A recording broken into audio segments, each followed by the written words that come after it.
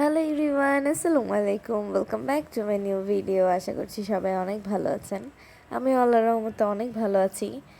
আজকে আমার মা বানাচ্ছে আমার মোস্ট ফেভারিট একটা পিঠা, সেটা হচ্ছে পাটিসাপটা পিঠা। পাটিসাপটা পিঠা ছাড়া আমার শীতকাল একদম ইনকমপ্লিট রয়ে যায়, কারণ আমি বেশি একটা পিঠা খাই না, বাট আমার কথা একটু বানাতে হবে বাসায়। পিঠা না হলে ওই উইন্টারের একটা আমেজ আসে না। তো মা আজকে পাটিসাপটা পিঠা বানাচ্ছে। এটা উপরের পাটিসাপটা পিঠার উপরে যে ডোটা থাকে ওইটা বানাচ্ছে। আর এখানে অনেকক্ষণ লাগে ক্ষীর জাল দিচ্ছে, মানে ভিতরের যে ক্ষীরটা হয় সেই ক্ষীরটা। এরপর এই ক্ষীরটা খুব ঘন করে জাল দিয়ে নিচ্ছিল, তারপর এক এক করে সব পিঠাগুলো বানিয়ে নিল।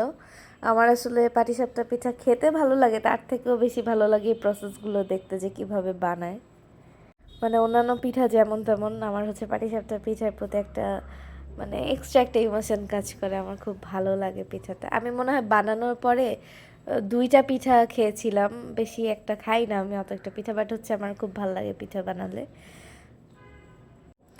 এরপর মা একে একে সবগুলো পিঠা বানিয়ে নিচ্ছিল, আমি দাঁড়িয়ে দাঁড়িয়ে দেখছিলাম আর আপনাদের সাথে ভিডিও আকারে শেয়ার করছি এখন।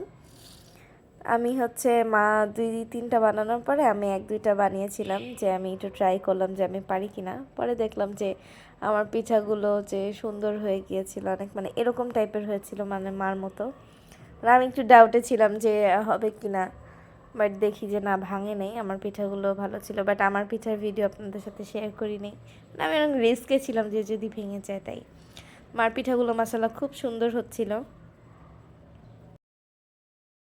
কার কার আমার মতো পাটিসাপটা পিঠা পছন্দ সেটা অবশ্যই কমেন্টে জানাবেন। তো এই তো আমাদের এক বোল পিঠা, যেটা আমরা ফ্যামিলির সবাই মিলে খেয়েছিলাম। পিঠা আসলে একা একা খেতে ভালো লাগে না, সবাই মিলে খেলেই ভালো লাগে। তো কেমন হয়েছে পিঠাগুলো দেখতে সেটাও কমেন্টে জানাবেন। ইনশাল্লাহ আপনাদের সাথে নেক্সট একটা ভিডিওতে দেখা হবে। সেই পর্যন্ত সবাই অনেক ভালো থাকবেন। আল্লাহ হাফেজ।